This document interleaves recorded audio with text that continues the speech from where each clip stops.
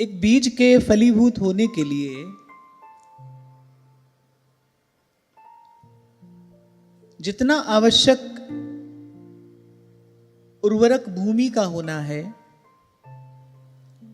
उतना ही आवश्यक अनुकूल वातावरण का होना भी है।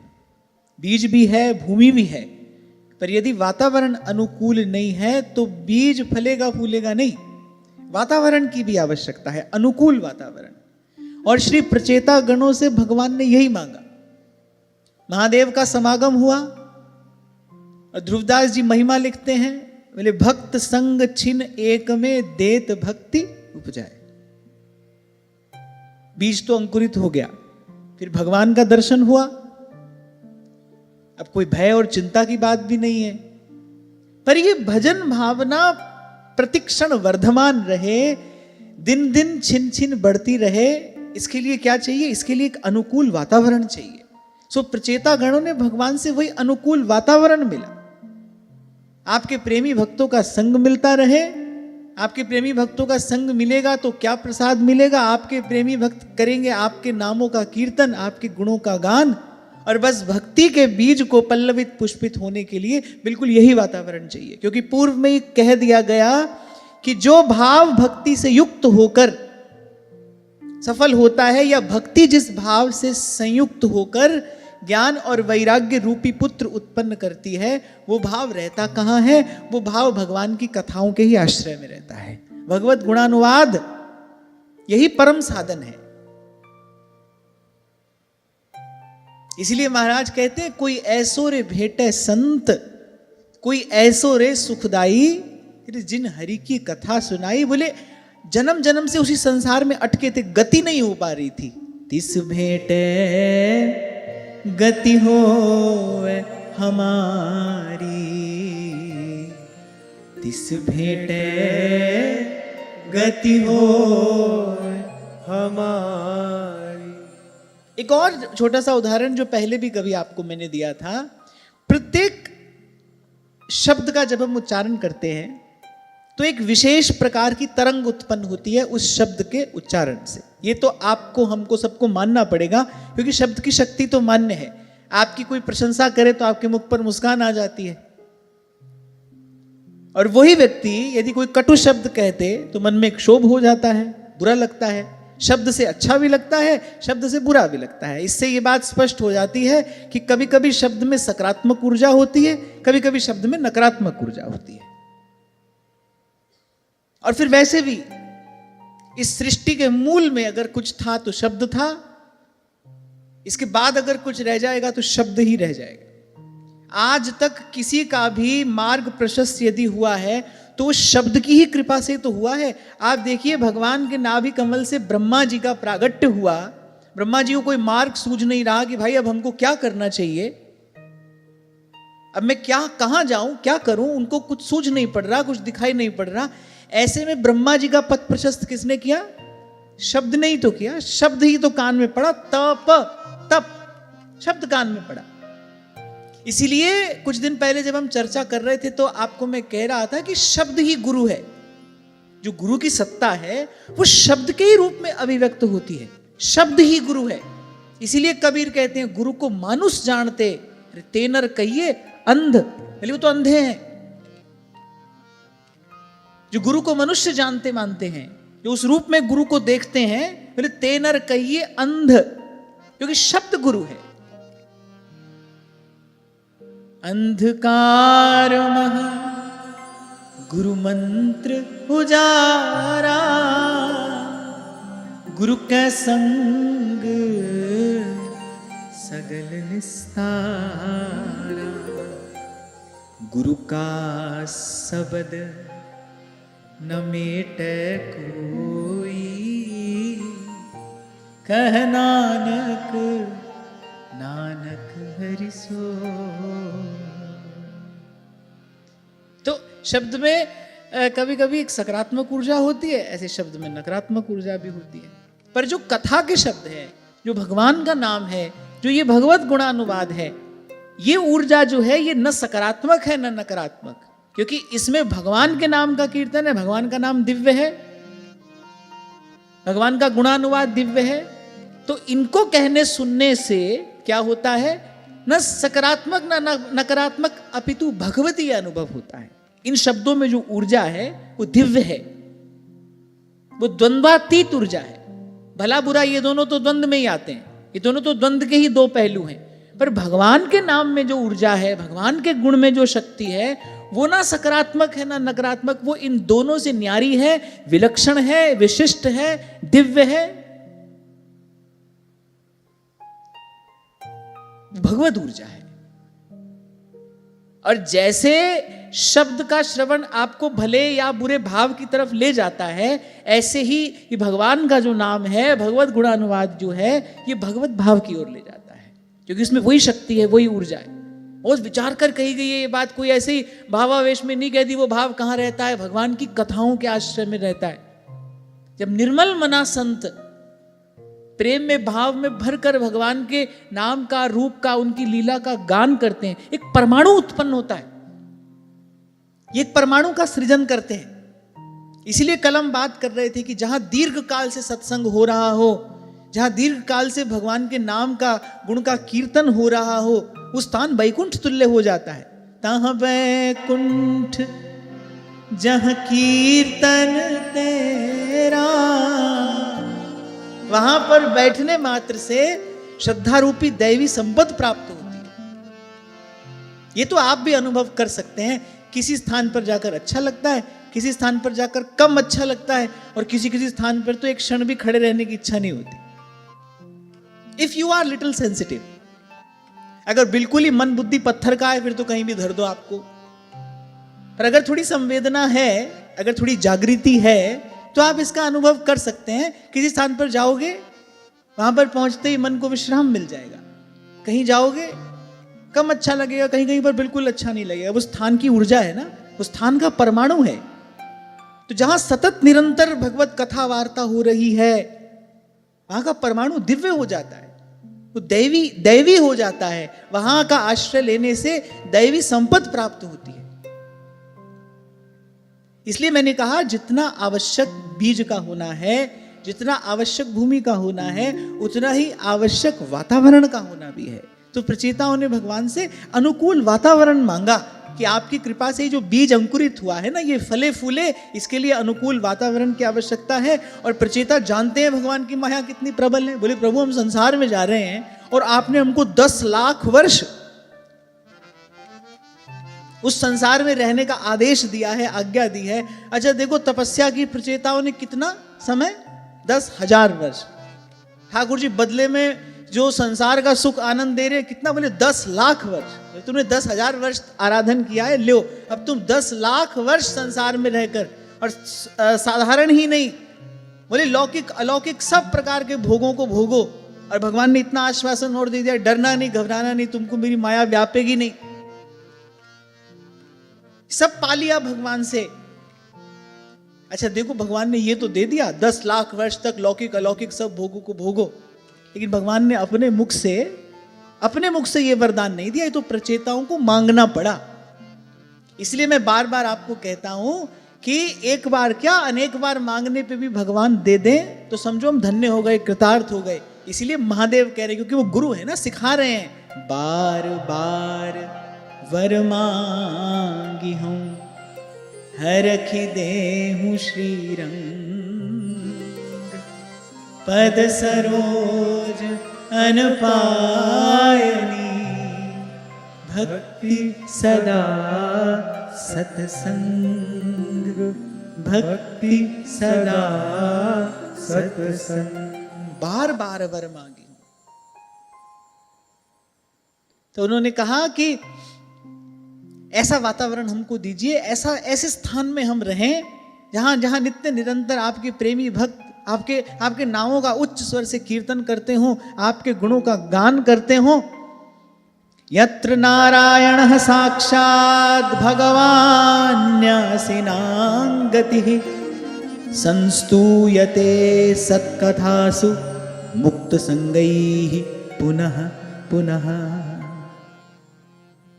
बोले, अच्छे अच्छे कथा प्रसंगों के द्वारा, सुंदर सुमधुर कथा प्रसंगों के द्वारा जहां जीवन मुक्त महापुरुषों के द्वारा आपका निरंतर गुणगान होता हो, ऐसे स्थान में प्रभु हमको रखना। ये बात तो हम पहले भी कई बार कर चुके कि आज सत्संग की कृपा से मन में जो भाव भावना है, कुछ समय तक आप सत्संग छोड़ दो, देखो वो जो भाव का फूल है मुरझा जाएगा। और फूल मुरझाने के बाद क्या होता है? सूख कर गिर जाता है। ऐसे आप कुछ काल सत्संग छोड़ दो, सत्संग का अभ्यास छोड़ दो, आप देखो वो जो आज भाव है वो नहीं रहेगा। इसलिए श्री ध्रुवदास जी ने सिद्धांत के समय ये बात कही, बोले और कुछ करे क्या ना करे, पर रसिकन को संग करे निस्दिन, बोले या मैं प्रमाद ना करे। कुछ आपसे निरंतर हो ना हो चिंता की बात नहीं है, सत्संग निरंतर होना चाहिए। भगवान के नाम का कीर्तन और भगवान के गुण का गान आप सुना सकते हो तो सुनाओ, और नहीं तो बैठकर सुनो।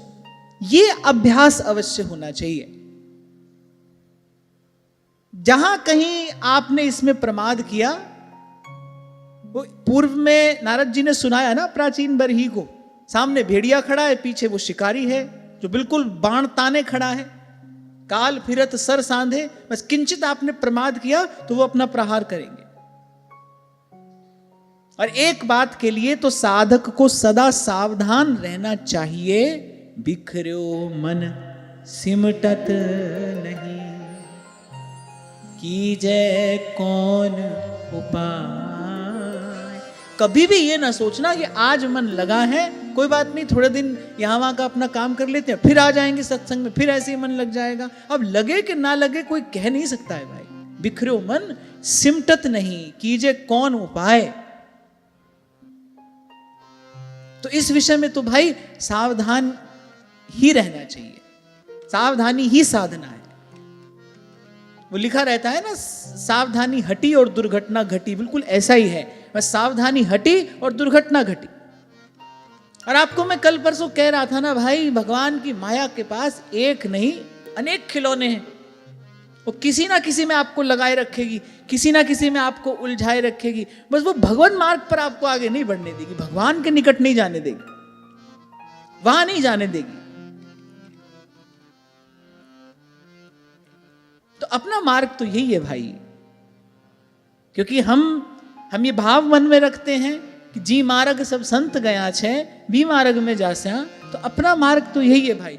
और कोई अभ्यास अपने से बन पड़े न बन पड़े, पर सत्संग करे निस्दिन, या मैं प्रमाद ना करे, इसमें आलस नहीं करना। प्राणपन से अगर कोई साधन करने का प्रयास करना चाहिए तो वो यही करना चाहिए, सत्संग निरंतर होता रहे, निरंतर होता रहे। आप मेरी बात को मानना चाहो तो यथावत मान लो, सारे सद्गुण सत्संग में ही निवास करते हैं। दुर्गुणों का नाश भी सत्संग से ही होता है, सद्गुणों का आधान भी जीवन में सत्संग की ही कृपा से होता है। नहीं तो व्यक्ति गलत को ही सही समझकर भाई करता चला जाता है। उसको कोई बताने वाला तो है नहीं कि सही क्या है गलत क्या है। संसार की किताब में तो सही की परिभाषा ही गलत है, वहां तो गलत को ही सही कहा जाता है, सही को ही गलत कहा जाता है। तो वहां पर पढ़ोगे फिर तो सही गलत का विवेक होना संभव नहीं। इसलिए गोस्वामी जी कह रहे हैं, बिनु सत्संग विवेक न होई। क्योंकि संसार की व्यवहार की दृष्टि में हित क्या है, संसार की दृष्टि में हित क्या है? वो तो कहेगा भाई सबसे पहले धन जमा करो, यही काम आएगा, सब कुछ इसी से होगा। अब परिश्रम करके धन कमाने जाओ, फिर तो भाई 2 समय का भोजन ही मिलेगा। जब सब सुख सुविधा चाहिए, चैन आराम चाहिए और जाने क्या क्या चाहिए, फिर उसके लिए आदमी क्या करता है? उसके लिए आदमी छल कपट करता है। जब पहले लक्ष्य ही गलत बनाया, मार्ग तो गलत मिलेगा ही, गलत रीति से चलना ही पड़ेगा। तो इसलिए मैंने कहा कि अब वहां से सब सीखोगे, पढ़ोगे और दूसरी बात सिखाई जाएगी। वस्तुतः हमारा हित क्या है, कैसे अपने हित का साधन किया जाए, ये बात तो भाई सत्संग से ही ज्ञात होती है। बिनु सत्संग विवेक न होई। इसलिए कह रहा हूं कि सत्संग पहले भूल सुधारता है, सन्मार्ग पर लाता है और फिर सन्मार्ग पर चलाता है।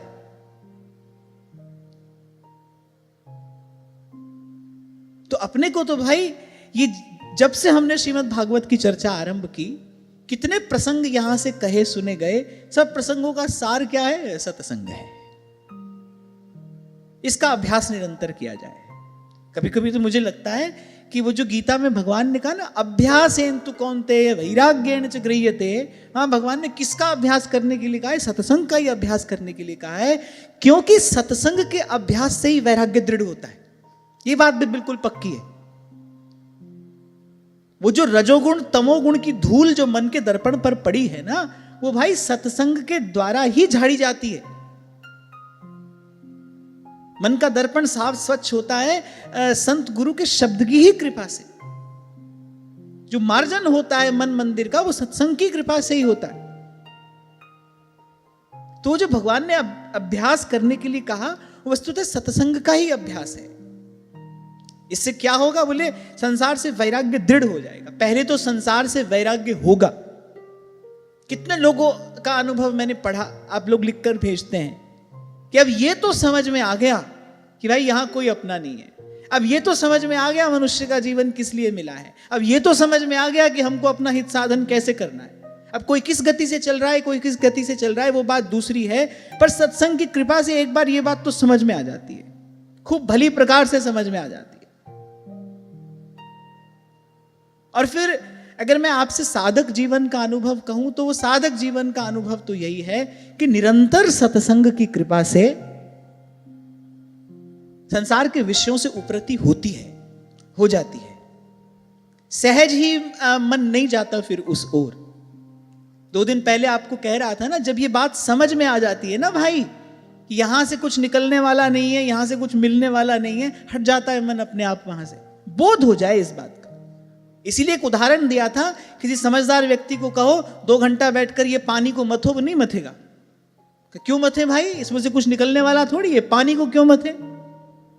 और वहां गोस्वामी जी कह रहे चलो मान लो पानी के मथने से भी कुछ निकल आए, पर बिन हरि भजन न भौतरिए, यह सिद्धांत अपे, यह सिद्धांत अपे।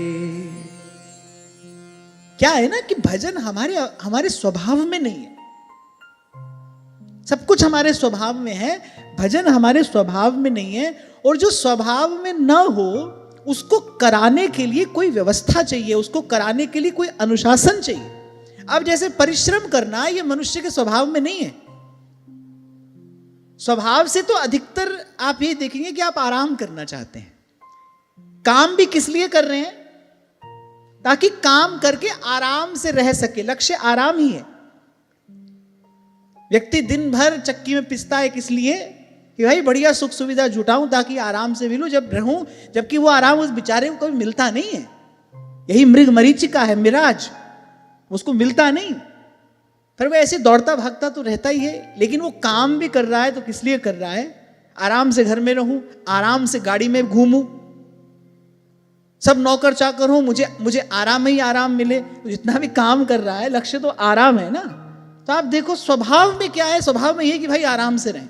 अब परिश्रम कराना हो तो माने अपने स्वभाव से विपरीत जाना है। उसके लिए एक व्यवस्था चाहिए, उसके लिए एक अनुशासन चाहिए, उसके लिए कोई चाहिए जो आपके सर पर हो। आप सहज स्वाभाविक रूप से वो नहीं करोगे जब तक परिश्रम आपके अभ्यास में नहीं आ जाएगा। तो ऐसे ही सत्संग भी है, ऐसे ही भजन भी। अभी हमारे अभ्यास हमारे स्वभाव में तो है नहीं। इसके लिए हमको एक व्यवस्था चाहिए, इसके लिए हमको एक अनुशासन चाहिए। क्यों बार बार उन अनुशासन की बात कही जाती? क्योंकि भाई ये काम हम सहज में नहीं करेंगे, सहज में नहीं करेंगे। माला जपते जपते सो जाते हो कि नहीं? बताओ। आ जाती है नींद, आ जाती है। सत्संग में बैठे बैठे नींद आ जाती है, माला जपते जपते नींद आ जाती है, नींद आ जाती है। क्यों? क्योंकि सहज गति तो वही है। जबकि मुझे ऐसे लगता है कि वास्तविक आराम जीव को कब मिलता है? आप आराम शब्द का ही अगर आप विचार करो, आराम में 2 शब्द हैं। कौन कौन से? राम, राम। जब जीव प्रभु के सन्मुख होकर प्रभु को पुकारता है, बस तभी उसको चैन मिलता है। प्रभु के मिलने पर जो है वो तो कहने वाला कोई नहीं है, प्रभु के मिलने पर क्या होता है ये बताने वाला तो कोई नहीं है, पर प्रभु को पुकारने में ही बड़ा सुख है। मैं तो पहले दिन से यही बात कहता आ रहा हूं, खोजने से नहीं मिलेंगे भगवान, हाँ पुकारने से आपको आनंद मिलेगा, सुख मिलेगा, अनुभूति होगी। तो जब प्रभु के सन्मुख होकर जीव प्रभु को पुकारता है, आराम तो उसको तब मिलता है। तो खैर हम तो ये बात कर रहे थे कि जो हमारे स्वभाव में ना हो, उस कार्य को करने के लिए, धारा से विपरीत जाने के लिए अधिक परिश्रम करना पड़ता है। उसके लिए अनुशासन चाहिए, एक व्यवस्था चाहिए, और कोई चाहिए जो आपसे परिश्रम कराए। कोई चाहिए जो आपसे परिश्रम कराए।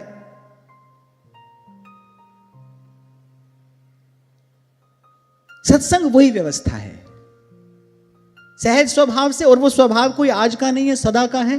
सहज स्वभाव से पुनः पुनः पुनः पुनः भाव में शिथिलता आएगी, धीरे धीरे भाव ढीला पड़ने लगेगा, धीरे धीरे मन अपनी दौड़ कहीं और लगाने लगेगा। यदि सत्संग रहा, यदि हम सत्संग की छाया में रहे, यदि हम सत्संग के सानिध्य में रहे, सत्संग संभालता रहेगा। ठोक पीट थान रूप संवारो, सुघड़ बनायो जी। ठोक पीट थान रूप समारो, सुघड़ बनायो जी।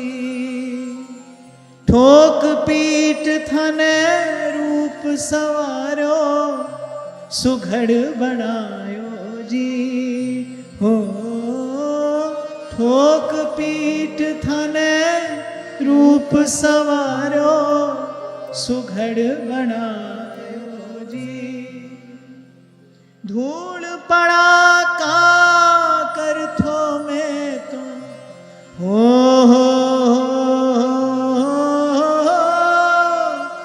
धूल पड़ा का कर थो में तुम, सिरे चढ़ायो जी। नाथ धरी सरनी आयो जी, नाथ धरी सरनी आयो जी।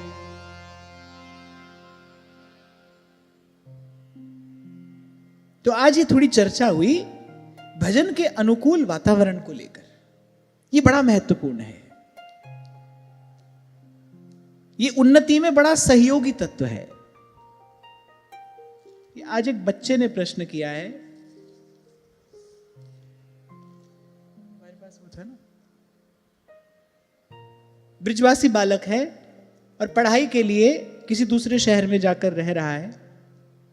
अब ब्रिजवासी बालक है, पूछ रहा है कि मुझे जन्म से ही भजन सत्संग का सेवन करने का अवसर मिलता रहा है, पर अब पढ़ने के लिए मैं यहाँ दूसरे शहर में आया हूं और यहाँ बिल्कुल विपरीत वातावरण है।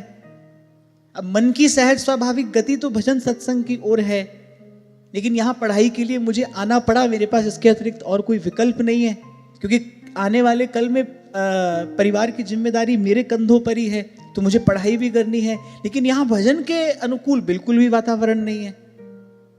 बहुत प्रयास करता हूं, लेकिन मन बार बार कुमार्ग पर जा ही रहा है, ऐसा मैं देख रहा हूं। तो कृपा करके मेरी सहायता करिए, मेरा मार्गदर्शन करिए। यहां सबसे पहली बात तो अपने को यह सीखने को मिल रही है कि देखो, एक साधक के लिए सत्संग रूपी अनुकूल वातावरण कितना आवश्यक है। एक बात हम सदा स्मरण रखें, कितना ही पवित्र जीवन हमारा क्यों ना हो, पर दुस्संग सर्वथैव त्याज्य। यदि कुसंग हुआ, यदि किसी भी प्रकार से जो नहीं करना था वो किया, तो उसका परिणाम अवश्य आएगा। आपको अनेक बार मैंने एक उदाहरण दिया है कि गंगा जल से पवित्र कोई वस्तु इस संसार में नहीं है, लेकिन उस गंगा जल को भी अगर कोई मूर्ख मदिरा में मिला दे, फिर वो गंगा जल किसी साधु के द्वारा, किसी महात्मा के द्वारा सेव्य नहीं रह जाता। क्यों? क्योंकि उसका संग दूषित हो गया है।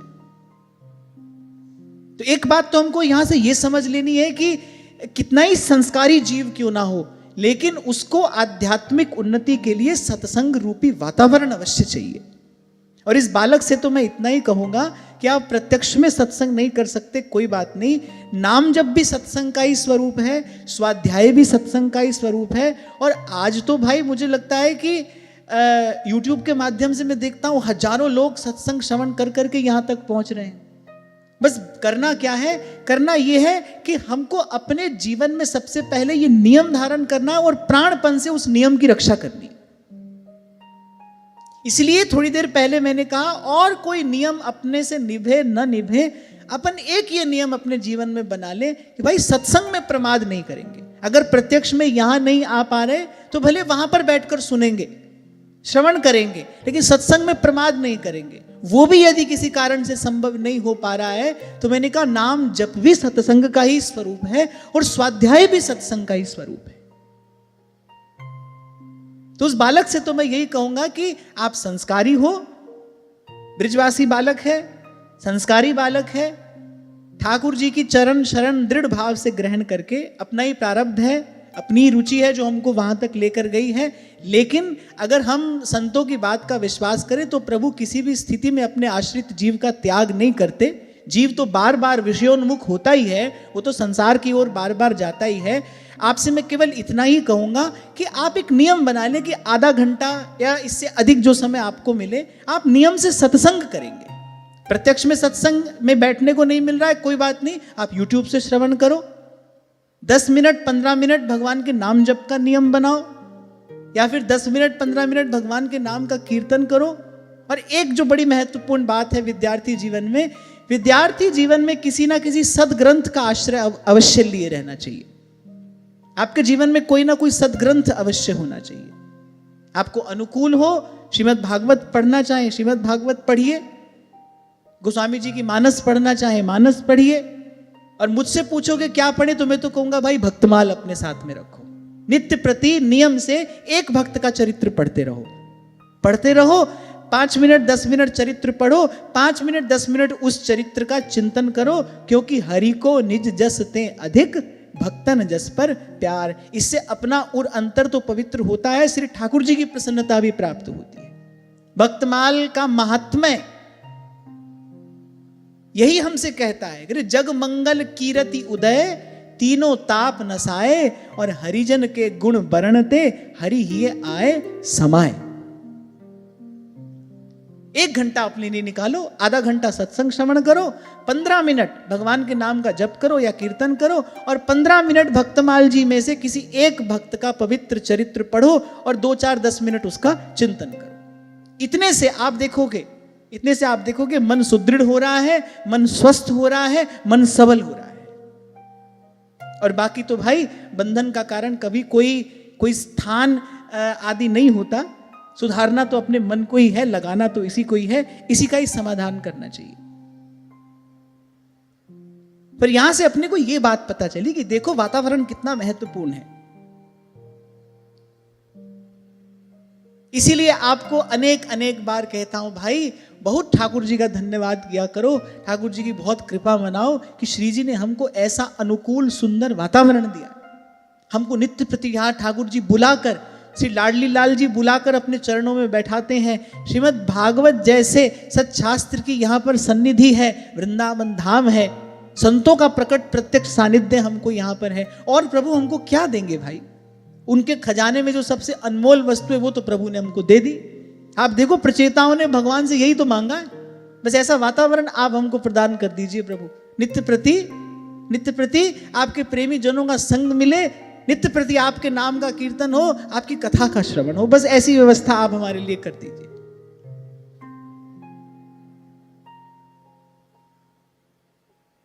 चलो करो भगवान के नाम का कीर्तन। मन मोहना मुरलीधरा, नंद नंदना राधा माधवा। मन मोहना मुरलीधरा, नंद नंदना राधा माधवा। हे मन मोहना मुरलीधरा, नंद नंदना राधा माधवा। हे मन मोहना मुरलीधरा, नंद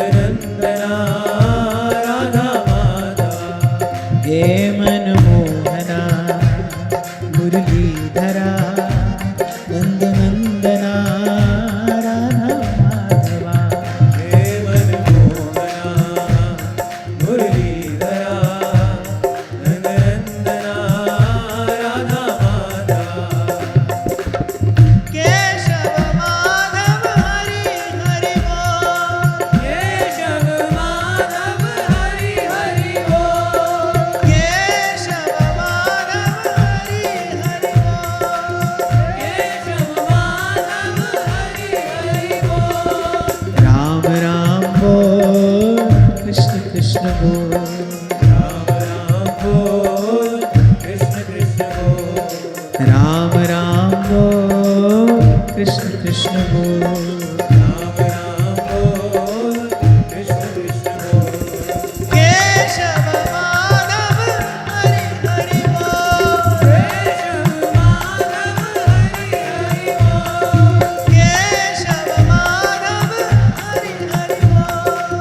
केशव माधव हरि हरि बोल। राम राम बोल कृष्ण कृष्ण बोल। राम राम बोल कृष्ण कृष्ण बोल। राम राम बोल कृष्ण कृष्ण बोल। राम राम बोल कृष्ण कृष्ण बोल।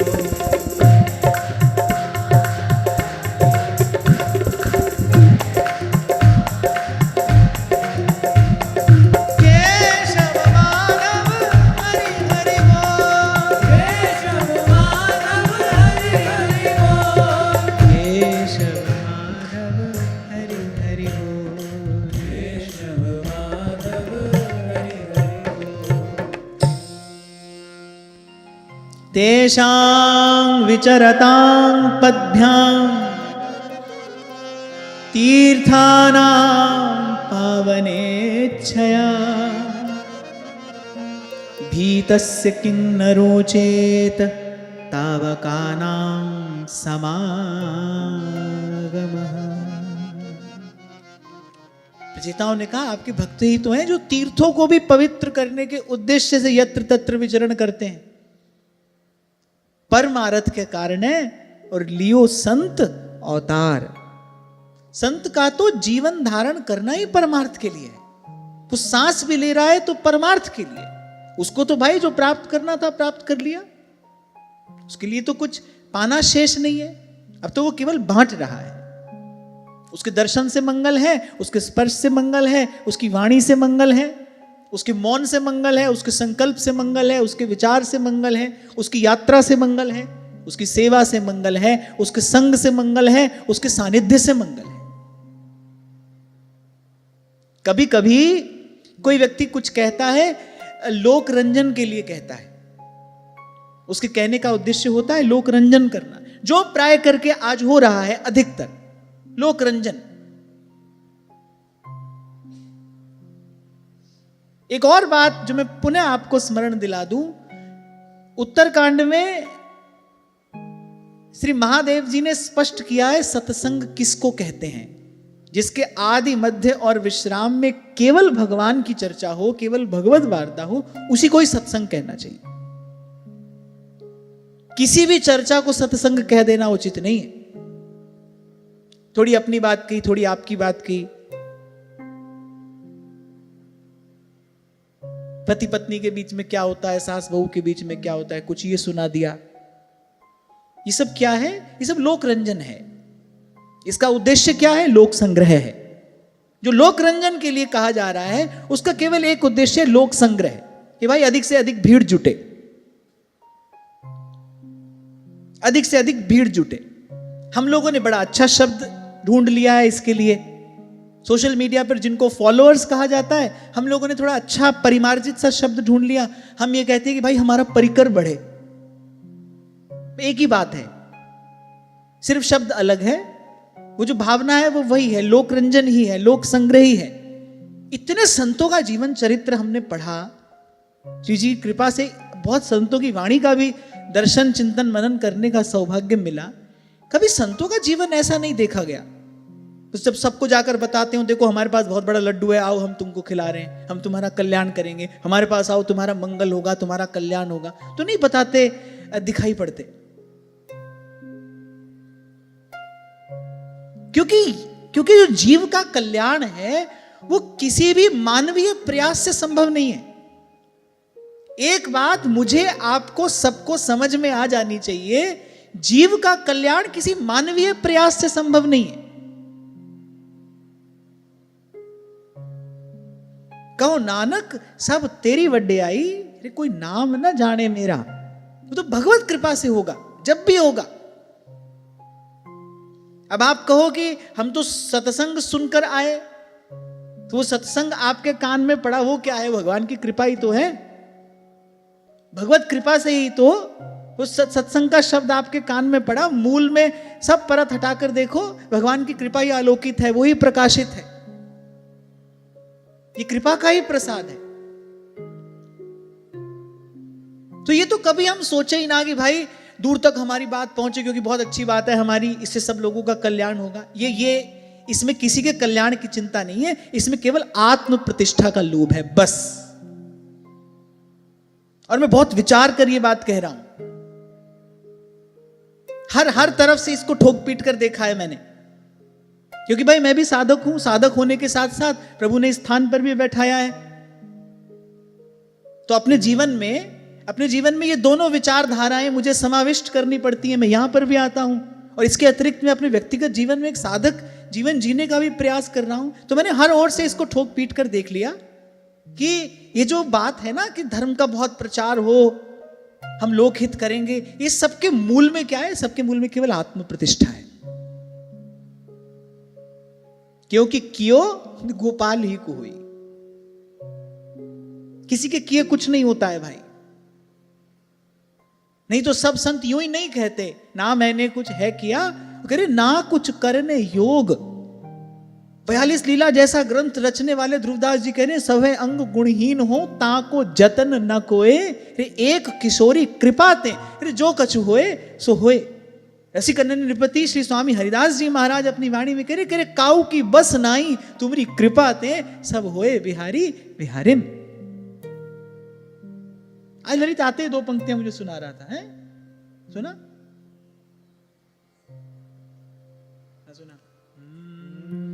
साधो भाई अपनी करनी नाही, साधो भाई अपनी करनी नाही, जे करनी का करे भरोसा ते जम के घर जाही। साधो भाई अपनी करनी नाही। श्री मलुकदास जी की वाणी है, साधो भाई अपनी करनी नाही, मेरे जे करनी का करे भरोसा वे तेनर जमपुर जाही। अपनी करनी नाही और किसी का कल्याण, अरे बाप रे बाप, ये तो कोई ये कह रहा है कि थोड़ी देर के लिए मैं ही भगवान हो गया। नहीं भाई, किसी के किए किसी का कल्याण नहीं होता। मैं तो कहता हूं अपना ही हो जाए भाई, ये मनुष्य जीवन सफल सार्थक हो जाए, अपना कल्याण हो जाए। और मैंने तो कहा था आपसे, कभी आत्म कल्याण करके आप इस समग्र अस्तित्व की सबसे बड़ी सेवा कर सकते हैं। आप अपना दीपक जला लीजिए, आप हजारों बुझे हुए दीपकों के लिए एक संभावना बन जाइए। जो जलेगा वो तो उसी की इच्छा से जलेगा भाई। आप सोचो, श्रीमद् भागवत के आरंभ में ही हमने श्रवण किया, ब्रह्मा जी ने सृष्टि की रचना कर दी, सब कुछ तैयार हो गया, सब इंद्रियाभिमानी देवता आकर अपना स्थान उन्होंने संभाल लिया, सब तो हो गया, लेकिन सब मृत शरीर की भांति पड़ा है, उसमें कोई स्पंदन नहीं है, उसमें कोई चेतना नहीं है। अब ब्रह्मा जी को लगा हम तो बनाने का नाटक कर सकते हैं भाई, बनाने वाला तो कोई और ही है, और अगर हम बना भी देंगे तो बोले चलेगा नहीं, चलाएगा तो उसी के चलाए कोई चलेगा। तब भगवान ने कृपा दृष्टि से देखा, तब उस महामहिम का जब स्पर्श हुआ, तब वो सृष्टि प्राणवंत हुई, तब उस सृष्टि में प्राण आया। हम पवित्र संकल्प कर सकते हैं, लेकिन हमारा पवित्र संकल्प भी फलीभूत भगवान की कृपा से ही होगा, अपनी करनी नहीं।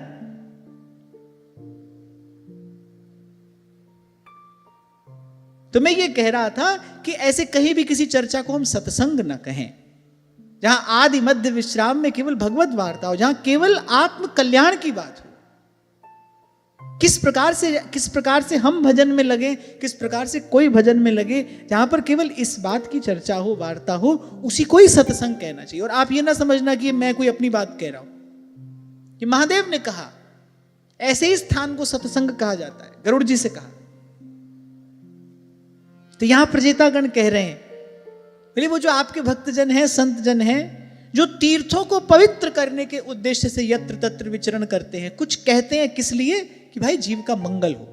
कह मैं ये रहा था, कभी कभी कुछ कहा जाता है लोक रंजन के लिए, उसका हेतु क्या होता है, उसका लक्ष्य होता है लोक संग्रह करना।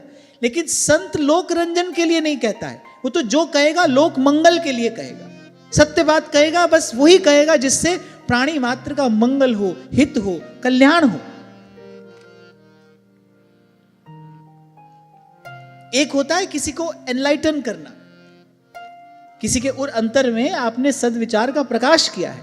एक होता है किसी को एनलाइटन करना, किसी के संग से यू आर एनलाइटन्ड।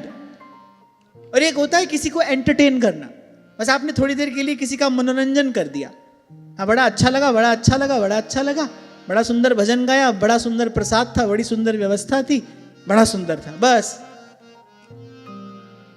संग ले जाने को कुछ नहीं है, चिंतन मनन के लिए कुछ नहीं है। तो क्या है, एंटरटेनमेंट है। और आप देखो कितनी बड़ी एंटरटेनमेंट इंडस्ट्री डेवलप हो गई है आज।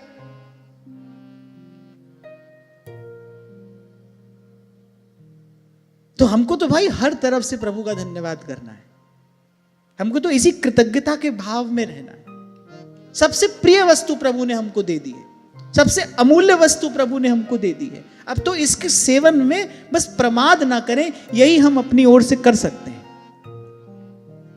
प्रचेताओं ने कहा कि प्रभु हम आपसे इसीलिए तो ये मांग रहे हैं कि कौन है संसार में त्रिताप से तप्त संतप्त, कौन ऐसा जीव होगा जिसको संत का संग रुचिकर नहीं होगा। वहीं पहुंचकर तो इस तपे हुए जीव को विश्राम मिलता है। सच्चे संत की शरण में बैठ मिले विश्राम। देखो कितनी सुंदर बात यहां संत कह रहे हैं, बोले सच्चा संत कोई मिल जाए ना, बोले विश्राम तो केवल उसके पास बैठ जाने मात्र से ही मिल जाता है। मैं सदा आपसे कहता हूं, संत को देख कर नहीं, संत को अनुभव करके पहचानने का प्रयास करना। आप हम भी केवल दिखाई नहीं देते, आप हम भी इस संसार में महसूस किए जाते हैं। हमारे साथ कुछ है, हमारे साथ हमारा एक आभा मंडल है, एक ऑरा है, वो अच्छा हो बुरा हो जैसा भी हो पर है, सबके साथ है। अरे जीवित व्यक्ति की बात तो छोड़िए, जड़ वस्तु का भी कुछ परमाणु होता है, वो भी आपके भीतर कुछ वैचारिक हलचल उत्पन्न कर सकती है। एक प्रसंग सुनाया था ना मैंने आपको कि केवल व्यक्ति के ही संग से कुसंग नहीं होता, गलत वस्तु के संग से भी कुसंग हो जाता है। ऋषि तपस्या कर रहे थे, तपोबल बहुत बढ़ा। अब जब किसी का भी तपोबल बढ़ता है तो किसको चिंता होती है? इंद्र को चिंता होती है। पता नहीं क्यों होती है, हमसे कभी मिले तो हम पूछें कि सब आपके ही पीछे क्यों पड़े रहेंगे। साइकोलॉजी में तो एक डिसऑर्डर होता है, ये मनोविज्ञान में this is a kind of disorder. कभी कभी एक व्यक्ति को लगता है कि प्रत्येक व्यक्ति मुझे मारने का षड्यंत्र कर रहा है, एक डिसऑर्डर है, उसका नाम जो है वो मैं भूल रहा हूं इस समय, पर मनोविज्ञान में देयर इज अ टर्म। कभी कभी किसी व्यक्ति को ऐसा लगता है कि प्रत्येक व्यक्ति मुझे मारने का षड्यंत्र कर रहा है, कभी कभी एक व्यक्ति को ऐसा लगता है प्रत्येक व्यक्ति मेरे बारे में कुछ गलत ही कह रहा है। इतनी नकारात्मकता बढ़ जाती है कभी कभी कि ऐसे जहां देखो वहां उसी नकारात्मकता का ही अनुभव होता है। और नकारात्मकता कब प्रभावी होती है, कब हावी होती है? जब आप भीतर से बहुत दुर्बल होते हैं। ऐसे ही नहीं कह रहा मैं, विचार कर कह रहा हूं। ऐसी इंद्र जी को कुछ क्यों कहूंगा मैं? नकारात्मकता कब हावी होती है आप पर? जब आप भीतर से दुर्बल होते हैं। और आप भीतर से दुर्बल कब होते हैं? जब जीवन में विषय भोग बहुत बढ़ जाता है। जब जीवन में विषय भोग बहुत बढ़ जाएगा, आपकी जो मनस शक्ति है वो क्षीण हो जाएगी, वो दुर्बल हो जाएगी। तो क्योंकि वहां पर भोगों का बाहुल्य है, अतिशय मात्रा में वहां पर भोग विराजमान है, वो और देवता लोग सोचते हैं भाई इनको भोगने के लिए तो आए हैं यहां पर, और किस लिए आए हैं? स्वर्ग की रचना ही इसलिए हुई है, भोग भोगो। तो मन हो जाता है दुर्बल, मन दुर्बल हो जाता है, वो नकारात्मकता प्रभावी हो जाती है। कोई भी बेचारा भगवान का भजन करे, उनको लग रहा है कि कहीं हमारी कुर्सी छीनने तो नहीं आ रहे, बस वो दौड़ पड़ते हैं। मुझे तो नहीं लगता एक दिन भी कभी चैन से सोते हो वहां स्वर्ग में, क्योंकि भजन साधन तो करने वाले करते ही रहते हैं। अब ऋषि तपस्या कर रहे थे, उनका तपोबल बढ़ा, इंद्र को चिंता हुई। अब सीधे सीधे ऋषि के सामने आने की सामर्थ्य नहीं है, क्योंकि बड़े तपस्वी हो गए।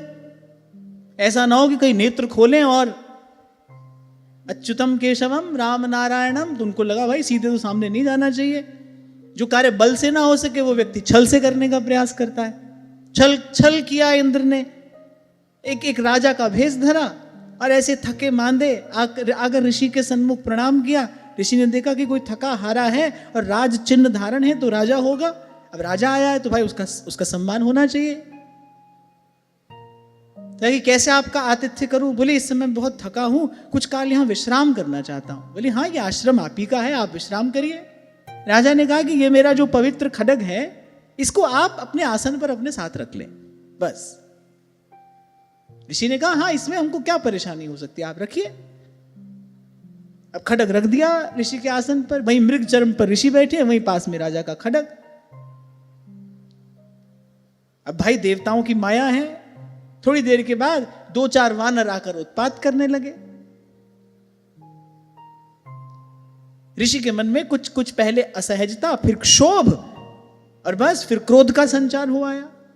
अब पास में कुछ लाठी डंडा पड़ा होता तो वही उठाकर मारते। अब पास में पड़ा था खड्ग उठाया और ऐसी बंदर पर प्रहार कर दिया। ऐसी बंदर पर प्रहार किया तो किसी भी जीव का, अब बंदर तो भाई अपने सहज स्वभाव से कूद फांद कर रहे हैं, बंदर तो अपने स्वभाव से कूद फांद कर रहे हैं, उनको दंड तो दिया नहीं जाना चाहिए। ऋषि क्रोध के अधीन हो गए, खड्ग उठाया, बंदर पर दे मारा। जैसे ही बंदर के प्राण गए, ऋषि का तपोबल क्षीण हो गया, पुण्य क्षीण हो गया। और इंद्र यही चाहते थे, पुण्य क्षीण हुआ। अब देखा ना वहां पर कोई खड्ग है, ना वहां पर कोई राजा। ऋषि को बड़ा पश्चाताप हुआ। और ये सब घटना कैसे घटी? वो वस्तु जिसका संग नहीं करना चाहिए था, उस वस्तु का संग किया गया। ये बात कहां से आई थी? बात यहां से आई थी कि आप केवल दिखाई नहीं देते, आप महसूस भी किए जाते हैं। जीवित व्यक्ति का ही नहीं, एक जड़ वस्तु का भी अपना एक परमाणु होता है। तो संत को उसके भेष से नहीं, संत को तो अनुभव करके पहचानना चाहिए। उसके पास बैठकर देखो आपके मन को विश्राम मिला कि नहीं मिला। पहला लक्षण, कबीर जी साधु का क्या कहते हैं? दर्शन की जय साधु का, साहिब आवे यार। जो अपने संग से आपको भगवत स्मरण में लगाए। व्यास जी कहते हैं संत सोई जो विषय छुड़ावे, संत सोई जो हरि जपावे, संत सोई जो साधु सिवावे। पहले विषय छुड़ावे, वो हरि जपावे, और फिर योग्य बनाकर साधु सोई जो साधु सिवावे। यहां पर यह बात तो है कि सच्चा संत हो तो उसके पास बैठने मात्र से भी मन को विश्राम मिलता है।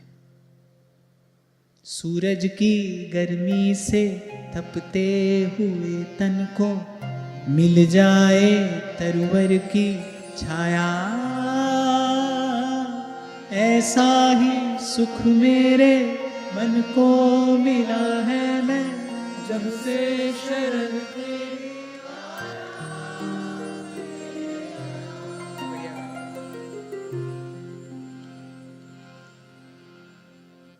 वयं तु साक्षात् भगवन् भवस्य प्रियस्य सख्युः क्षणसंगमेन सुदुश्चिकित्स्यस्य भवस्य मृत्योर्भिषक्तमन्त्वाद्य गतिं गताः स्मः। और प्रचेताओं की संत समागम में निष्ठा इसलिए भी अधिक हो गई है क्योंकि श्री महादेव जी के क्षण भर के समागम से देखो कैसा अद्भुत भगवान का दर्शन हो रहा है, भगवान प्रसन्न हो गए, भगवान वर देने को उद्यत हैं। ये किसका फल है? बोले थोड़ी देर के लिए महादेव का संग हुआ, बोले उस समागम के प्रसाद स्वरूप हमको देखो कैसी कैसी अमूल्य वस्तु प्राप्त हो गई है। कह रहे भगवान आपके प्रिय सखा भगवान शंकर के क्षण भर के समागम से ही आज हमें आपका साक्षात दर्शन प्राप्त हुआ है। एक और बड़ी सुंदर बात यहां प्रचेता कह रहे हैं भगवान की स्तुति करते हुए, बोले आप जन्म मरण रूपी दुस्साध्य रोग के कह रहे श्रेष्ठतम वैद्य हैं। ये जो जीव का भव रोग है ना, इसकी औषधि क्या है? ओ मेरे सारे दुखा दा दारू एक पुड़ी राम नाम दी। मेरे भव रोग के श्रेष्ठतम वैद्य तो आप ही हैं। 2 दिन पहले यही मैं आपसे कह रहा था, कुछ ऐसा हो कि उसी अर्जुन के जैसा हमारा मन हो जाए जिसको चिड़िया की आंख के अतिरिक्त और कुछ दिखाई नहीं पड़ता। बहुत भटक लिए भाई, पर बड़ा आश्चर्य है कि अभी भटक भटक के थके नहीं, अभी थके नहीं। तभी कह रहा हूं बड़ी कृपा होती है भगवान की, बड़ी कृपा करते हैं प्रभु जब ये माया का आवरण हटाते हैं। सूरदास जी यही प्रार्थना कर रहे हैं, सूरदास की सबे अविद्या, सूरदास की सबे अविद्या, बेगी हरो नंदलाल, बेगी हरो नंदलाल, अब मैं नाचू थक्यो गोपाल, अब मैं नाचू थक्यो गोपाल। श्री भट्ट के प्रभु दियो अभय पद, कह रहे जम डर पियो जब दास कहा। प्रभु का हुए बगैर भाई कहीं चैन नहीं है, कहीं ठिकाना नहीं है, कोई अपना नहीं है, कोई आश्रय नहीं है, कोई आधार नहीं है, जीव निराधार है। और इस माया के इस प्रबल आवेग में कभी कहां जा गिरता है, कभी कहां जा गिरता है। बड़ी तेज आंधी हो और आपने कभी आंधी में सूखे पत्ते उड़ते देखे हो, वो आंधी सूखे पत्ते को उठाती है, कभी कहां गिराती है, अभी वो बेचारा कहीं पड़ता ही है, फिर उठाती है, फिर गिराती है, फिर उठाती है, फिर गिराती है। ऐसे ही जीव की दशा है। ये महामोह की आंधी चलती है, इसका इतना प्रबल वेग है, और जीव कैसा है? सूखे पत्ते जैसा। स्वामी जी तो कहते हैं तिनका बयार के बस, तिनके जैसा है इसका अस्तित्व।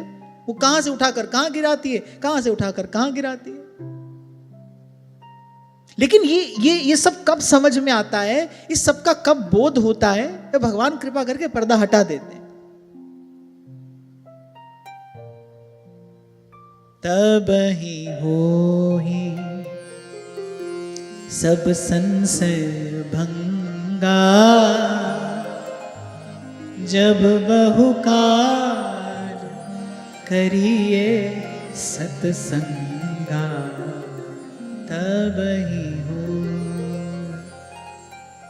वयं तु साक्षात् भगवन् भवस्य प्रियस्य सख्युः क्षण संगमेन, सुदुश्चिकित्स्यस्य भवस्य मृत्यो भिषक्तं त्वाद्य गतिं गताः स्मः। बोले भव रोग के वैद्य तो आप ही हैं, बोले हमारे डॉक्टर तो केवल आप ही हैं। आपका नाम ही औषधि, आप डॉक्टर हैं, आपका नाम औषधि है। आपकी लीला कथा इस भव रोग से पार जाने के लिए, इस भव सिंधु से पार जाने के लिए नौका है। आपके चरण कमल जहाज हैं, आपका नाम औषधि है, भव रोग की औषधि और अचूक औषधि है। पर प्राणी नाम चेतहि मदमाया के अंध। कई बार आपसे मैंने एक प्रश्न पूछा कि नाम जपने में कोई कष्ट है, आप कहते हो नहीं है। गांठ से कुछ खर्च होता है, नहीं होता है। कोई परेशानी नहीं, फिर क्यों नहीं जपते? क्यों नहीं जपते? क्योंकि भाई नाम में लगाने वाला और नाम जपाने वाला तो सत्संग है। इसीलिए आज आरंभ से यही बात पुनः पुनः आपको निवेदन कर रहा हूं। और कोई अभ्यास हो ना हो और कोई नियम हम ले न ले, निभाए न निभाए, सत्संग नियमित हो, यही नियम एक होना चाहिए। प्राणी नाम चेतहि मदमाया के अंध। है नानक बिन हरि भजन, कहे नानक बिन हरि भजन, परत ताहि जम फंद, परत ताहि जम फंद। और भाई कितना ही तीर्थ नहा लो, कितना ही दान धर्म कर लो, वो उस सब से तो संसार मिलेगा, वो तो संसार देने वाला है। पुण्य ही तो बढ़ता है उससे। पुण्य बढ़ेगा तो कहां जाओगे? या तो यहां बहुत अधिक सुख मिल जाएगा, साधारण पुण्य किया तो यहां बहुत अधिक सुख मिल जाएगा, यहां बहुत धन संपत्ति मान प्रतिष्ठा सब मिल जाए। अच्छा देखो, संसार कहता अरे कोई भगवान का अवतार होगा, कुछ नहीं, पूर्व का पुण्य है, जिस दिन समाप्त हो जाता है सब मिट्टी, सब मिट्टी हो जाता है। कल ही तो आपको मैं सुना रहा था कि वो जो महाराज जी, मैंने अभी एक पुस्तक पढ़ी, एक बड़े विद्वान व्यक्ति, उन्होंने 20 साल लगभग शोध करके अकबर के जीवन पर उसका जीवन चरित्र लिखा, और कहां वो ईरान फारस तक जा जाकर सब कागजात उन्होंने एकत्रित किया, और जहां तक वो लिख पाए उन्होंने एक बहुत ऑथेंटिक लाइफ स्टोरी अकबर की लिखी। सारी किताब पढ़ने के बाद मुझे तो यही सीखने को मिला, भाई जरूरत से ज्यादा प्रशंसा होने लगे, गुणगान होने लगे, तो व्यक्ति को लगने लगता है हाँ भाई मैं शायद भगवान ही हूं, भगवान का कोई अंश है मुझ में। यही दुर्घटना अकबर के साथ भी घटी। तानसेन गाते हैं, अकबर की प्रशंसा करते हैं। बीरबल तो बिल्कुल उनके मुरीद ही हो गए थे, और जो उनको लगता था कि अगर बीरबल जैसा बुद्धिमान व्यक्ति मुझे भगवान मान रहा है तो भाई कुछ ना कुछ तो होगा। चारों ओर से जय जयकार हो रही है, खूब खूब मान सम्मान और जाने क्या क्या। मैंने वो उपन्यास पढ़ा, मैं तो चकित रह गया कि कैसा उसका ऐश्वर्य था, कैसा उसका जीवन था। तो संसार तो डिक्लेयर कर देगा आपको, आप ही भगवान हो, आप ही भगवान का अवतार हो, पर कुछ नहीं है भाई, केवल पूर्व का पुण्य है। पुण्य समाप्त हुआ, वही बादशाह दीनहीन अवस्था में मृत्यु शैया पर पड़ा, अपनी मृत्यु की घड़ी देख रहा है कब आएगी। चारों ओर जहां तक दृष्टि जाती है वहां तक षड्यंत्र करने वाले खड़े हैं, और अपने जीवन की उपलब्धियों को याद करके पड़ा पड़ा रो रहा है। और यहां तक लिखा कि अंतिम समय में तो अचेत अवस्था में गया, पता नहीं उसकी चेतना कहां होगी, किस दुख के गर्त में पड़ा होगा, और अंतमति सो गति। तो बहुत अधिक पुण्य, साधारण पुण्य होगा तो यहां कोई राजा महाराजा बन जाओगे, अधिक पुण्य हो जाएगा तो स्वर्ग चले जाओगे। तो कितना ही ये सब कर लो भाई, ये तो संसार देने वाला है, संसार छुड़ाने वाला तो साधु है। तभी कबीर कहते हैं जब तब साधु तारसी और सकल परपंच। इसीलिए महाप्रभु जी ने कहा कि जय श्री हित हरिवंश प्रपंच बंच सब काल व्याल को खायो, यह जिय जान श्याम श्यामा पद कमल संगी सिर नाय।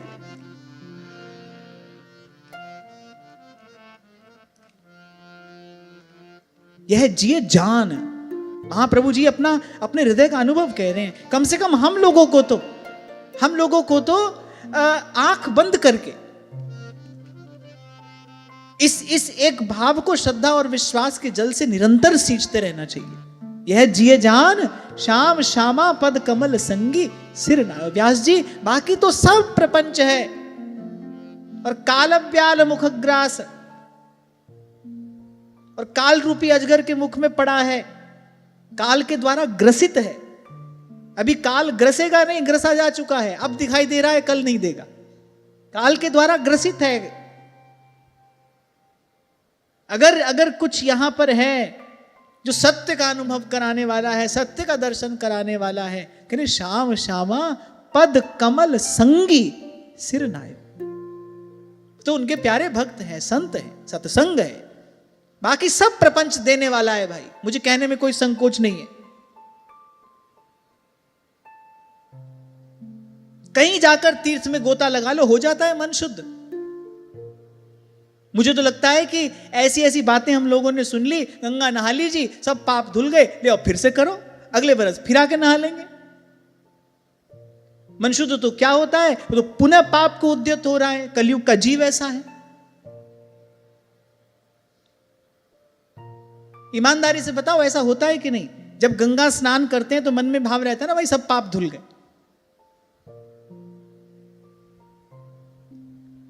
और जो चोर होते हैं वो तो समझते हैं चलो अगले बरस फिर आ जाएंगे। जब हम ऐसे यत्र तत्र होती थी सत्संग की सेवा, तो एक आध दो बार हमको भी कुछ लोग ऐसे मिले, बोले हम तो बड़ा बैलेंस्ड जीवन जीते हैं। हमने कहा कैसा बैलेंस्ड जीवन जीते हैं? बोले सब करते हैं, पहले तो खूब पैसे कमाते हैं, पहले तो हम खूब पैसे कमाते हैं, फिर हम तो यहां भी जाते हैं वहां भी जाते हैं, ये खाते भी हैं वो पीते भी हैं, पार्टी भी करते हैं, फिर बोले ऐसी फिर साल में एक आध बार ऐसी कोई कथा था भी करा लेते हैं, सब बैलेंस हो जाता है। साल में एक बार वहां चले जाते हैं, भगवान को ये चढ़ा देते हैं, सब बैलेंस हो जाता है। वो तो बाबा बुल्ले शाह कहते हैं, बुल्ले शाह पत्ता ता लगसी, अरे जे चिड़ी फसी हाथ बाजा। वो तो जब समय आएगा ना, धर्म राय जब लेखा मांगे, क्या मुख लेके जाएगा रे मन, राम सिमर पछताएगा। तो भाई कोई ऐसा तीर्थ नहीं है सत्संग के अलावा जिसमें गोता लगा के मन शुद्ध होता हो। और मन शुद्ध हुए बिना समाधान नहीं है। विगत कुछ दिनों से बार बार यही चर्चा तो हम कर रहे हैं भाई, न घर बंधन का कारण है न कुछ और, मन बंधन का कारण है। इसका समाधान होना चाहिए, और इसका समाधान तो भाई सत्संग के अतिरिक्त कहीं से नहीं होता। तो 4 पंक्तियां सुनाई थी ना, गा। मन पावन हो गंगा में डूबे नहाए, मन रावण जो लहरों में तूने बहाए, जो चला गया वो लौट के फिर ना आए, तेरा कर्म ही है जो संग तेरे ही जाए। हर हर गंगे हर हर गंगे हर हर गंगे, जो पास वही है तेरा, बाकी सब मोह का फेरा, तू क्यों समझ नहीं पाया, तन मिट्टी है मन माया, भगवा चोला तन पे जो तू ओढ़े, हर चोला तो जाएगा पीछे छोड़े। मन पावन हो गंगा में डूबे नहाए, मन रावण जो लहरों में तूने बहाए। हर हर गंगे हर हर गंगे हर हर गंगे।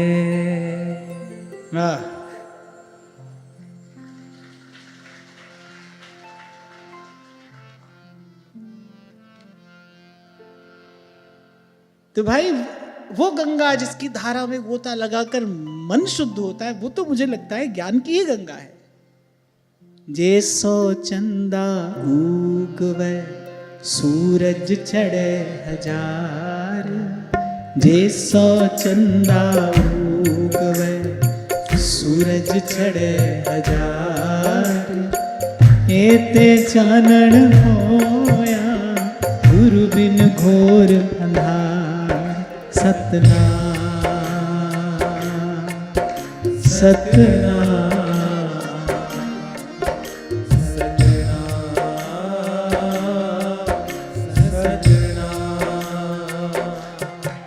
सतनाम सतनाम सतनाम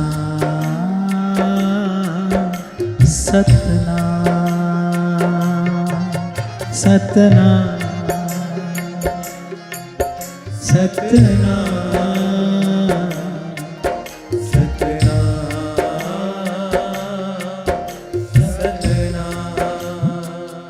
देखो, पुस्तक भी उपलब्ध है, आप पढ़ भी सकते हो, और पुस्तक में ठीक क्या है, गलत क्या है, उचित क्या है, अनुचित क्या है, धर्म क्या है, अधर्म क्या है, सब लिखा है।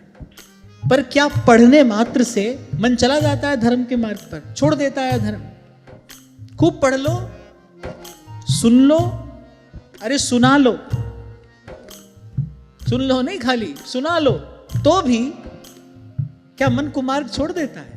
तो ये बात महाराज कह रहे हैं, चंगे आया बुरे आया बाँचे धर्म दूर, चंगे आया बुरे आया बाँचे धर्म दूर, कर्मी आपो अपनी के नेड़े के दूर। सतनाम सतनाम सतनाम सतनाम सतनाम सतनाम सतनाम।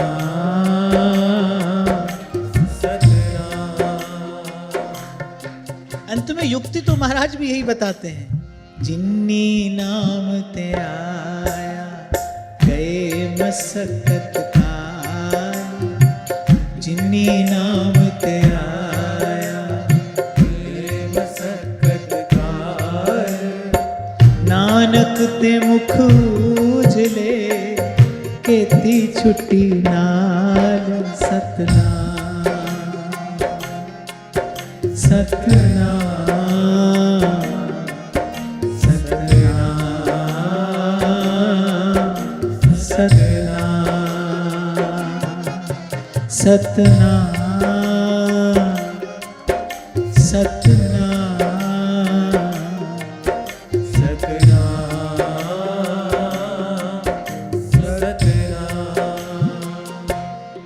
सतनाम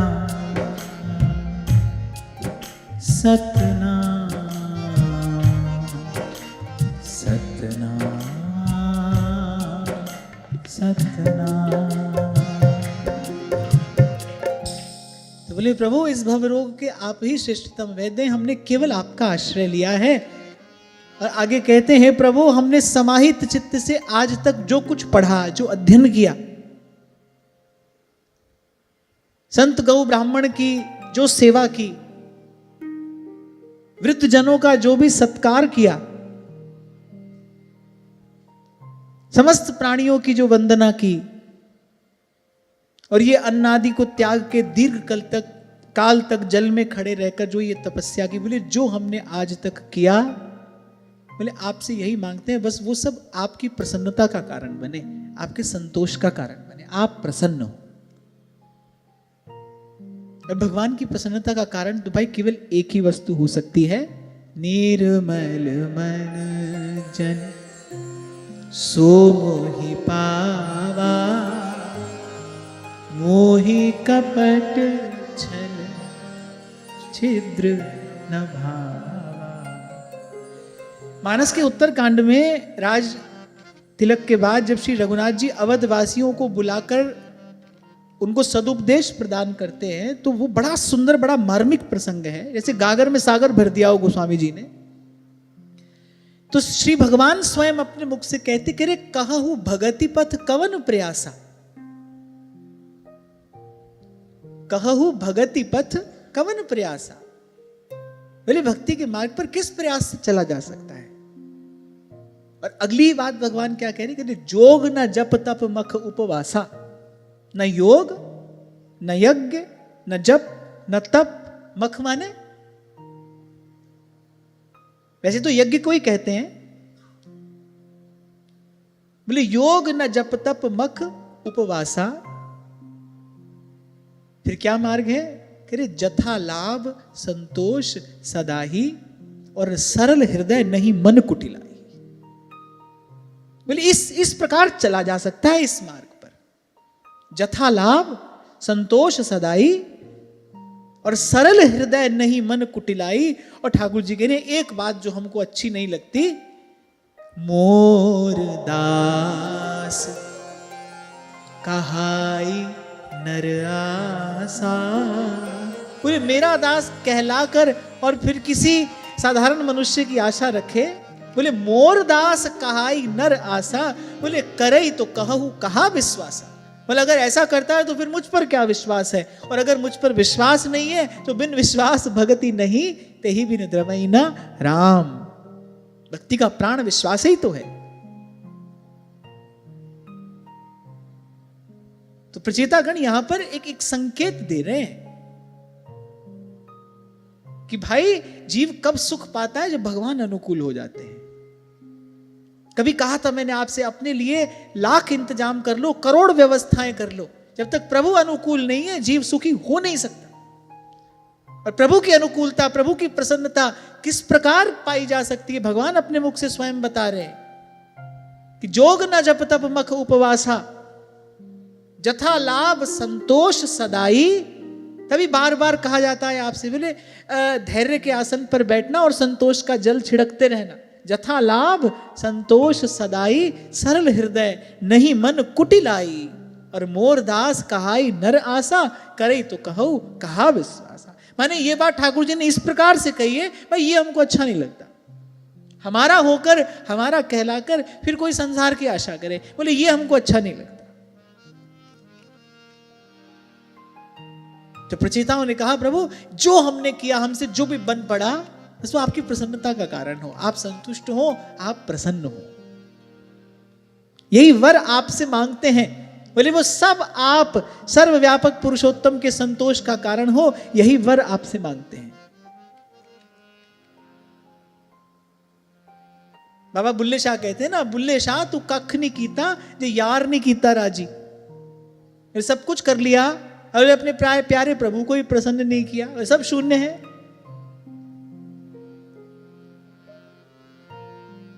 और बस जीवन प्रसाद से पूर्ण हो जाए, इतनी सी बात हमको समझ में आ जाए। भाई हमको जो करना है ना, तो यहां वहां इसको उसको मुझे तुझे प्रसन्न करने के लिए नहीं करना है, प्रभु को प्रसन्न करने के लिए करना है। हमारे द्वारा वही हो जिससे प्रभु प्रसन्न हो, प्रभु को संतोष हो, वो प्रभु की संतुष्टि का कारण हो, प्रभु की प्रसन्नता का कारण हो। और मांगोगे भगवान से, याचना करोगे, प्रार्थना करोगे तो भगवान ये देंगे। हे प्रभु मेरे द्वारा उसी कर्म का अनुष्ठान हो जिससे आपकी प्रसन्नता हो, जिससे आपको सुख हो। आनुकूल्येन कृष्णानुशीलनम स भक्ति उत्तमा। रूप गोस्वामी पाद उत्तमा भक्ति का यही लक्षण तो बताते हैं। स भक्ति उत्तमा, ये उत्तमा भक्ति है, जो भी किया जाए बस भगवान की प्रसन्नता का कारण बने। अरे कितने अनर्थ दूर हो जाए जीवन से, केवल एक यही भाव हम अपने जीवन में ले आए ना कि भाई अब मैं वही करूंगा जिससे भगवान प्रसन्न हो। यहां वहां इसको उसको राजी करने के लिए तो जीवन निकाल देता है व्यक्ति, और अंत में मरण शैया पर अकेला अवसादग्रस्त पड़ा रहता है। राजा हो रंक हो, को सिंहासन चढ़ चला और को बंधा जंजीर। अरे संसार आपको दुत्कारे, संसार आपको तिरस्कृत करे, संसार आपको अनदेखा करे, उससे पहले आप ये गठरी उठाकर एक ओर धर दीजिए। पकड़ो दोनों हाथ से प्रभु के चरण, तीर्थ व्रत को नहीं अंदेशा और तुम्हारे चरण कमल का भरोसा। जो तुम तोरो पिया मैं ना तोरूं, तुम सो तोर कवन सजो।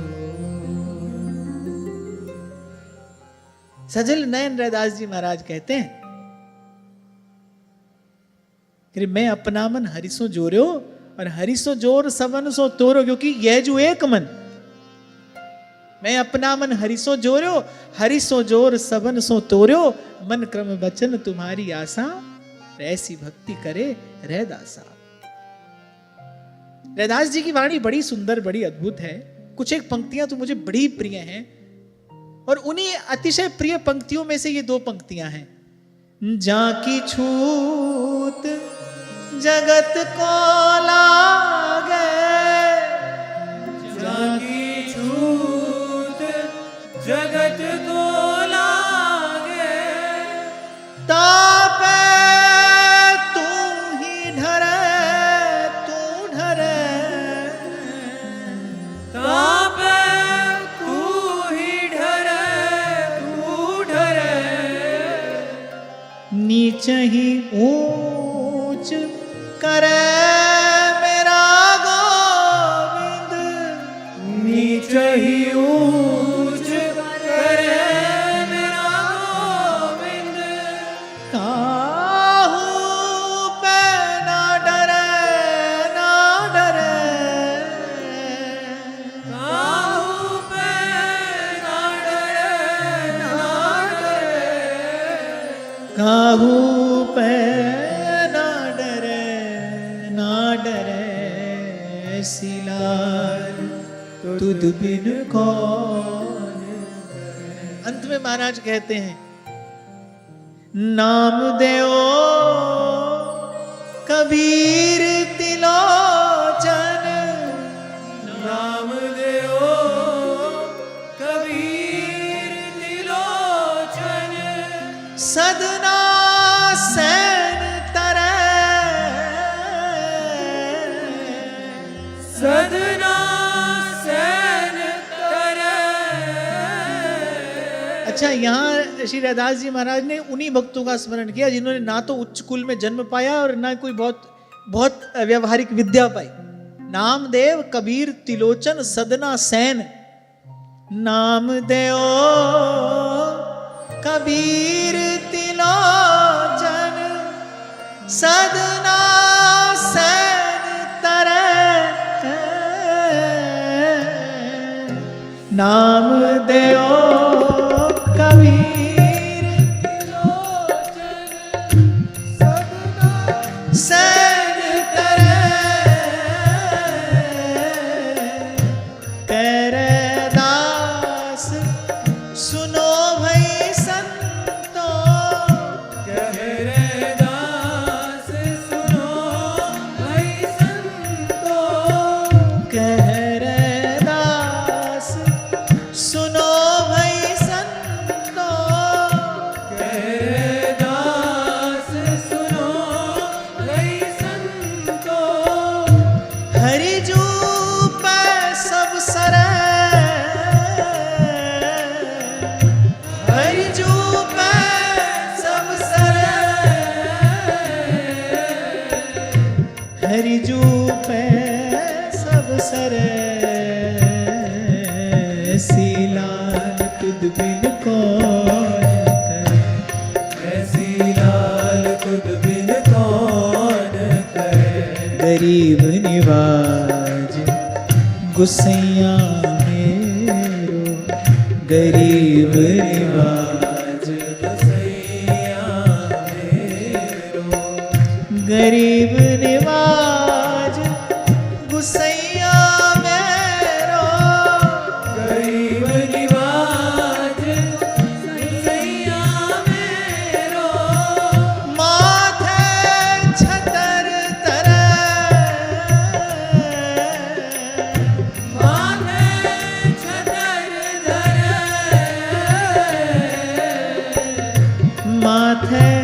छतर धरे,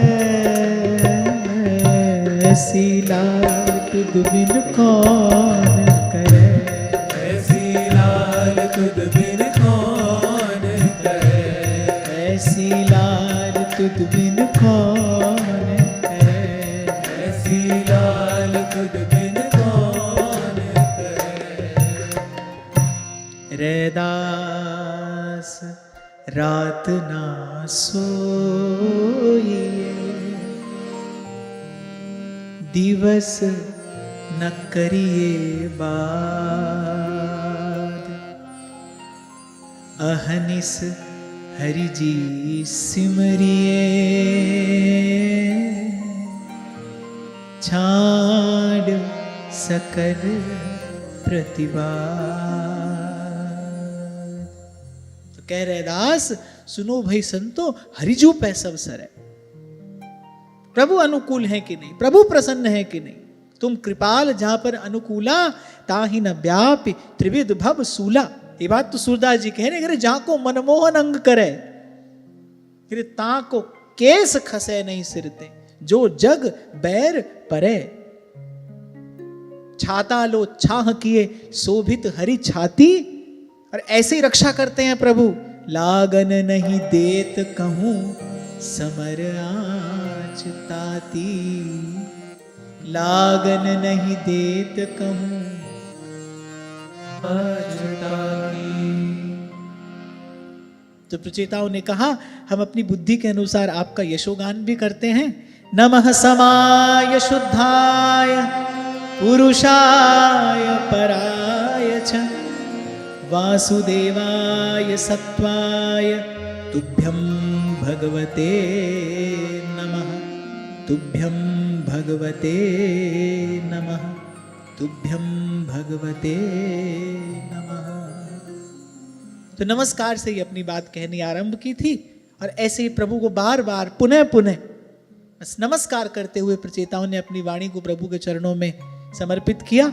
श्री मैत्रेयी जी कहते हैं, प्रचेताओं के इस प्रकार स्तुति करने पर शरणागत वत्सल भगवान ने प्रसन्न होकर कहा, तथास्तु, तुम्हारे मन का मनोरथ पूर्ण हो। अब यद्यपि प्रचेताओं की इच्छा तो नहीं है, किसकी इच्छा होगी भगवान सामने खड़े मंद मंद मुस्कुराते हो, पर भगवान अपने धाम को गए। भगवान की आज्ञा पाकर प्रचेताओं ने गृहस्थाश्रम में प्रवेश किया, और जैसा कि भगवान की आज्ञा हुई थी, श्री मैत्रेयी जी सुना रहे हैं, तत् उत्पन्न विज्ञान आश्वधोक्षज भाषितम, स्मरंत आत्मजे भार्यां विसृज्य प्राव्रजन गृहात्। जब 10 लाख वर्ष बीत गए, क्योंकि भगवान ने 10 लाख वर्ष लौकिक अलौकिक सब भोग भोगने की, संसार में रहने की आज्ञा दी थी। फिर जब 10 लाख वर्ष बीत गए, फिर प्रचेताओं को विवेक हुआ, भगवान की बात का पुनः स्मरण हुआ, और पुत्र कलत्र आदि सब कुछ ज्यों का त्यों छोड़कर पश्चिम दिशा में और समुद्र के तट पर जा पहुंचे। एक बात विचार करने की है, यहां कुछ भी भोग लो, कुछ भी पालो, पर अंत में जीव की गति तो भगवान के चरणों में है ना। और हम भी भाई, हम भी यहां तक आए हैं, पता नहीं कौन कौन सा भोग भोगते हुए आए हैं, कौन कौन सा दुख सुख उठाते हुए यहां तक आए हैं। हम भी कभी हो सकता है राजा महाराजा बने होंगे। ऊंचे नीचे लोकों में कितनी बार जीव की गति होती है, कहां तक होती है, इस बात को कौन जान सकता है। सब होते हवाते यहां तक आए हैं। अब प्रभु की कृपा हुई है, संत मिले हैं, गुरुजन मिले हैं, आचार्य प्रभु की चरण शरण मिली है।